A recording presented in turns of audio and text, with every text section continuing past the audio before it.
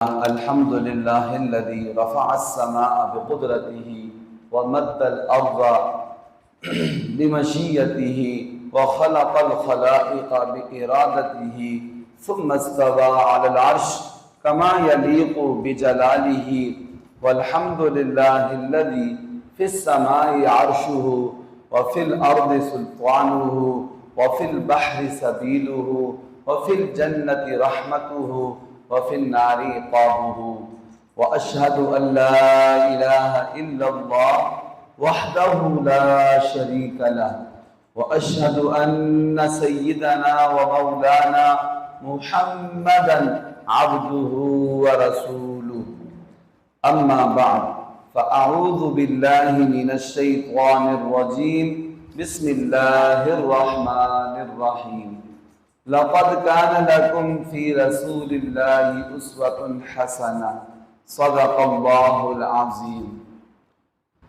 وہ آئے جن کے آنے کی زمانے کو ضرورت تھی، وہ آئے جن کے آنے کی زمانے کو ضرورت تھی، وہ آئے جن کے لیے بے چین فطرت تھی، وہ آئے نغمہ داود میں جن کا ترانہ تھا، وہ آئے گریہ یعقوب میں جن کا فسانہ تھا، وہ آئے جن کے لیے مضطرب تھی وادی بقحہ، وہ آئے جن کے قدموں کے لیے کعبہ ترستا تھا، وہ آئے جن کو حق نے گود کی خلوت میں پالا تھا، وہ آئے جن کے قدموں سے عرش اعظم پہ اجالا تھا۔ میرے محترم سامعین و ناظرین اکرام، السلام علیکم ورحمۃ اللہ وبرکاتہ۔ آج 27 ستمبر 2025 کے اس بیان میں آپ کے سامنے حضور صلی اللہ علیہ وآلہ وسلم کی سیرت کے مزاح خوشطبی والے پہلو کے چند واقعات بیان کروں گا۔ گزشتہ درس کے اندر میں نے آپ کے سامنے حضور صلی اللہ علیہ وسلم نے ایک بندے کے ساتھ مزاح کیا تھا، اس کا واقعہ بھی بیان کیا۔ ایک بوڑھی عورت کے ساتھ حضور صلی اللہ علیہ وسلم نے مزاح کیا تھا کہ بوڑھی عورتیں جنت میں نہیں جائیں گی، تو اس کا واقعہ بھی آپ کے سامنے میں نے بیان کیا۔ اس کے بعد پیارے نبی صلی اللہ علیہ وآلہ وسلم کے اور بھی کئی صحابہ کرام کے ساتھ مزاح کے، خوشطبی کے، گپ شپ کے واقعات کو بیان کیا تھا۔ آج میں آپ کے سامنے حضور صلی اللہ علیہ وسلم کے بچوں کے ساتھ جو مزاح کے واقعات ہیں، خوشطبی کے، گپ شپ کے واقعات ہیں، ان میں سے چند ذکر کروں گا۔ سب سے پہلا واقعہ یہ ہے کہ حضرت انس جو حضور صلی اللہ علیہ وسلم کے خادم تھے، ام سلیم کے بیٹے تھے، 10 سال حضور صلی اللہ علیہ وسلم کی خدمت کی۔ یہ فرماتے ہیں کہ ہمارے گھر میں حضور صلی اللہ علیہ وسلم کا آنا جانا تھا۔ کتنی خوش نصیب ہوں گے گھر والے، اور وہ گھر جس میں حضور ہمارے پیارے نبی صلی اللہ علیہ وسلم تشریف لے جاتے تھے۔ تو کہتے ہیں کہ ایک دفعہ ایسا ہوا کہ حضور صلی اللہ علیہ وسلم تشریف لائے تو میرا چھوٹا بھائی تھا، اس نے ایک بلبل پالی ہوئی تھی گھر میں، تو وہ اس کی بلبل فوت ہو گئی، مر گئی ہے۔ وہ بچہ بالکل خاموش، اس کو اپنی بلبل کا غم لگا ہوا تھا کہ میرا پرندہ، میں نے اتنی اس کو محنت سے شوق سے پالا ہوا تھا، وہ مر گیا۔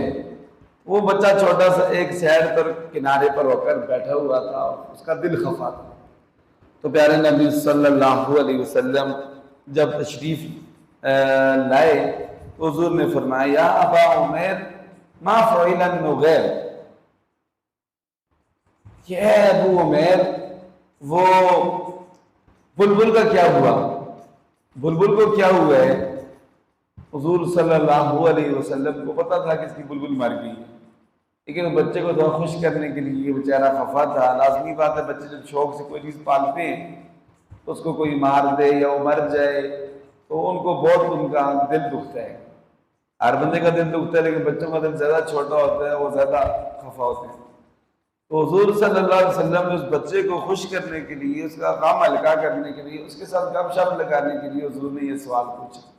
اور ان کا اصل نام بھی یہ نہیں تھا, یہ کنیت تھی ان کی, ابو عمیر. حضور نے پیار سے فرمایا کہ اے ابو عمیر ما فعل النغیر, یہ تمہارے اس بلبل کا کیا ہوا, بلبل کے بچے کا. اور یہ جو حدیث پاک ہے بخاری شریف میں بھی موجود ہے, جلد نمبر 2 میں صفحہ نمبر 905 پر, اور ترمذی شریف جلد نمبر 2 صفحہ نمبر 19 پر بھی یہ حدیث پاک موجود ہے. پیارے نبی صلی اللہ علیہ وسلم کے ایک صحابی ہیں, چھوٹے بچے تھے, ان کا نام ہے سیدنا عبداللہ بن بشیر رضی اللہ تعالی عنہ. ایک دفعہ ان کی والدہ صاحبہ نے ان کو کچھ انگور دیے, انگور کے خوشے دیے, یہ لے جاؤ اور جا کر پیارے نبی حضرت محمد مصطفیٰ صلی اللہ علیہ وسلم کو ہدیہ دو. یہ میری والدہ نے بھیجے انگور, تو آپ صلی اللہ علیہ وسلم یہ انگور تناول فرما لیں, آپ کھا لیں. یہ چھوٹے بچے تھے, گئے اور جا کر راستے میں, چھوٹا بچہ تو بچہ ہی ہوتا ہے, راستے میں ان کی نیت جو گڑبڑ ہو گئی, حضور کو پہنچانے کی بجائے وہ خود ہی انگور کھا لی, خود ہی انگور کھا لی اور کھیلنے کودنے لگ گئے. بس پھر بعد میں واپس آ گئے گھر. اس ٹائم تو والدہ نے نہیں پوچھا, والدہ نے تو یہی سمجھا کہ جی میرا بچہ انگور حضور تک پہنچایا ہوگا. بعد میں جب ان کی والدہ حضور صلی اللہ علیہ وسلم سے کسی وقت ملی, حضور سے پوچھا کہ اللہ کے پاک نبی, میں نے آپ کی خدمت میں انگور بھیجے تھے, وہ آپ کو مل گئے تھے, پہنچ گئے تھے. تو پیارے نبی صلی اللہ علیہ وسلم فرمانے لگے مجھے تو کوئی انگور شنگور کسی نے نہیں لا کر دیے. ٹھیک ہے, تو پھر اس کے بعد جب بھی پیارے نبی صلی اللہ علیہ وسلم کو یہ کہیں نظر آتے تھے نا, یہ عبداللہ بن بشیر, تو حضور مزاح کے طور پر, گپ شپ کے طور پر سے کہتے یا غدر, یا غدر, اے دھوکے باز, اے دھوکے باز, تو نے گھر سے لائے انگور میرے لیے اور راستے میں خود ہی ہضم کر گئے. تو پیارے نبی صلی اللہ علیہ وسلم ان سے ایسے مزاح کرتے تھے, ان کی گپ شپ لگاتے تھے. بچے کے آپ پتہ ہے جب تک بچہ ہو تو اس کے یہ فرشتے نہیں آتے ہیں, ٹھیک ہے جی, اس کے اعمال لکھے نہیں جاتے ہیں, وہ معاف ہوتا ہے.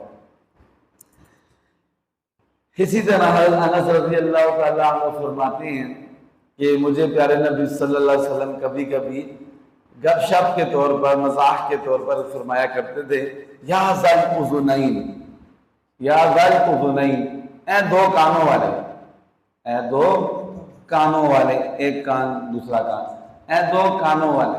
تو یہ حضور مزاح کے طور پر, گپ شپ کے طور پر مجھے کبھی کبھی کہتے تھے.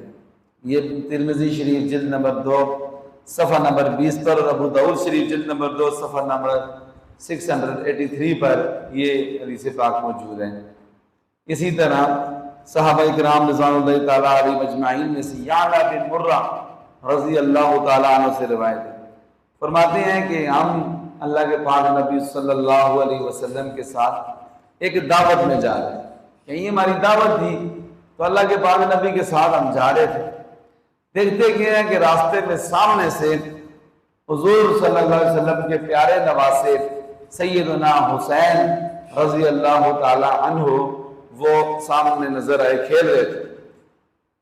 تو حضور صلی اللہ علیہ وسلم نے ایسے اپنے دونوں بازو پہ لائے, جیسے بچے کو بندہ بلانے کے لیے کہتے ہیں نا آ جاؤ آ جاؤ, ایسے کہتا ہے بندہ بچے کو, چھوٹے بچے کو. حضور صلی اللہ علیہ وسلم ان کو بلانے لگے کہ اے میرے نواسے ادھر آ جاؤ, میرے پاس آ جاؤ. حضور صحابہ کے ساتھ ساتھ چل رہے تھے. جب دیکھا اپنے نواسے کو تو حضور صحابہ سے آگے ہو گئے, آگے ہو گئے اپنے دونوں بازو ایسے لمبے کر کے, اور اپنے نواسے کو بلانے لگے کہ اے حسین ادھر آ جاؤ, اے حسین ادھر آ جاؤ. تو حضرت حسین رضی اللہ تعالی عنہ ادھر ادھر بھاگنے لگے.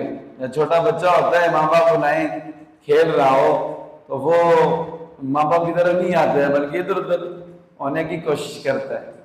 تو اتنے میں پیارے نبی صلی اللہ علیہ وسلم نے جا کر ان کو پکڑ لیا اور پکڑ کر اٹھا کر اپنے مبارک سینے کے ساتھ آپ صلی اللہ علیہ وسلم ان کو لگایا اور آپ صلی اللہ علیہ وسلم ہنس رہے تھے کہ میں اس کو ادھر بلا رہا ہوں اور یہ کیا ہے ادھر ادھر بھاگنے کی کوشش کر رہا ہے.